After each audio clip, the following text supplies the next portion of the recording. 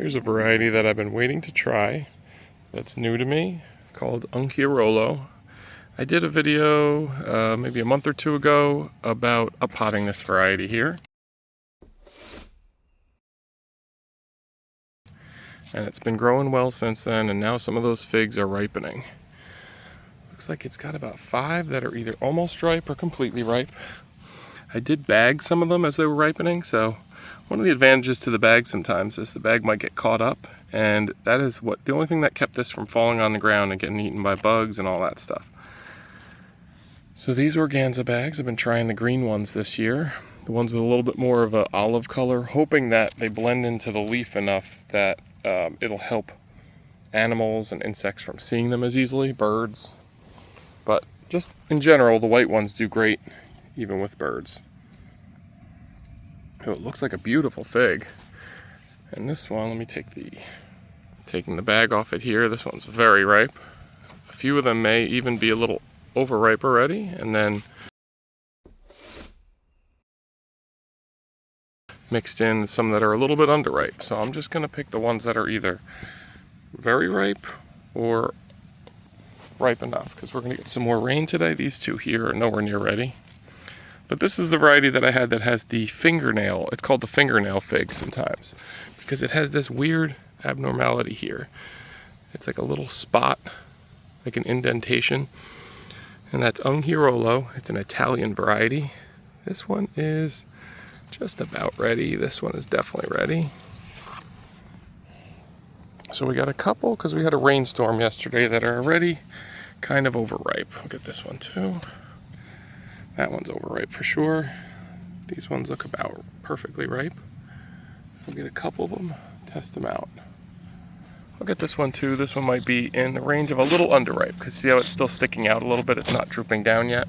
So normally I wouldn't pick that one, but we got a big storm coming, so I'll pick it to give it a try and have a range of them. I got about 4 here to give it a try. The storm that's on its way that I'm trying to get ahead of with a couple figs. Trying to pick them a little early. This is the other direction, which is what we've had all day, is some beautiful sunshine. And then the storm is on its way over. Looks pretty rough, but we will see. One thing that is interesting about these figs is while the fingernail little indentation was super obvious on any of the unripe figs, and I saw it on all of them, once they're ripe, it can become harder to see.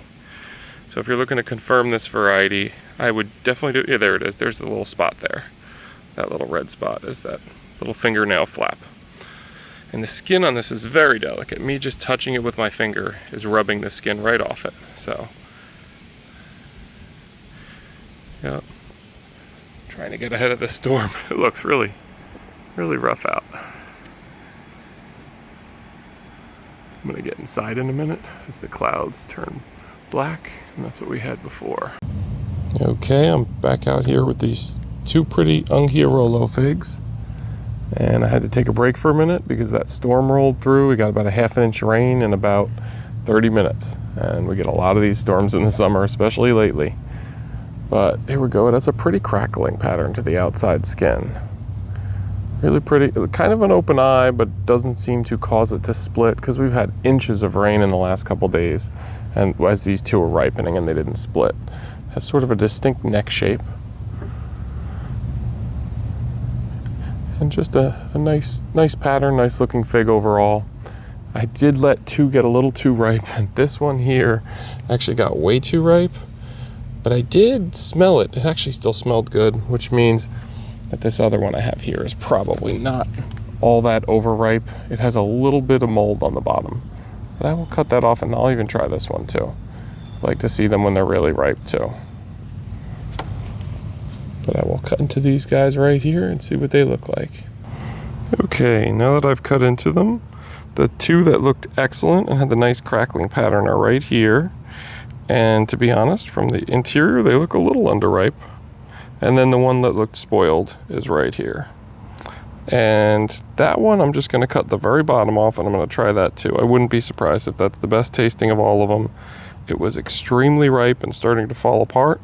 All of these, the skin was already starting to fall apart, just barely touching it, or when I cut it, it would pick up pieces of the skin. So it's a very delicate skinned variety.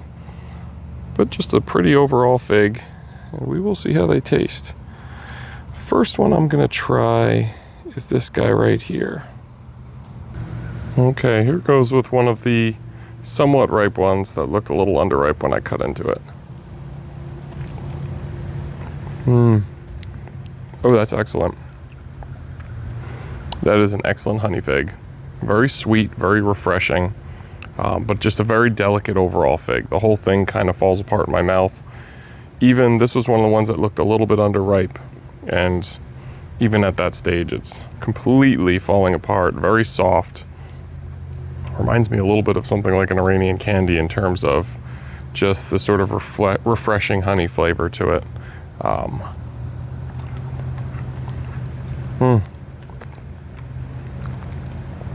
Very silky and has a lot of flavor for a fig that was ripened in rain. I meant to pick these yesterday. I meant to pick them the day before, forgot, and we've had 2 rainstorms since then. So definitely high praise for this one so far. Unghiarolo. I'll try that really ripe one now and see how that is. I'm just very happy that the one that didn't look completely ripe actually was excellent. Another big plus about this variety is it is ripening figs very early. I don't think I gave it a head start. I may have, but it's ripening before most of my other varieties. So that tells me it's probably an early season variety, and it's not a one-off fig ripening. There were 4 or 5 ripening right away, and this is my first year having figs on that tree. So 4 or 5 early figs makes me really think that it is a pretty early variety. And any early variety gets a huge bump, in my opinion of it, just because you can fruit them after dieback. You can put them in ground. They will fruit even when they've died back to the ground.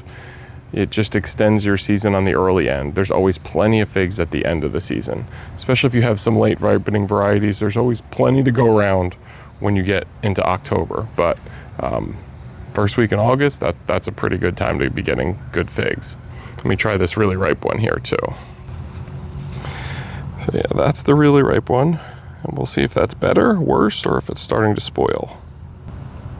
So on this one, there was a little bit of mold on the outside skin right at the very bottom. So I just chopped that off, and I'm gonna try the rest of it here. There we go.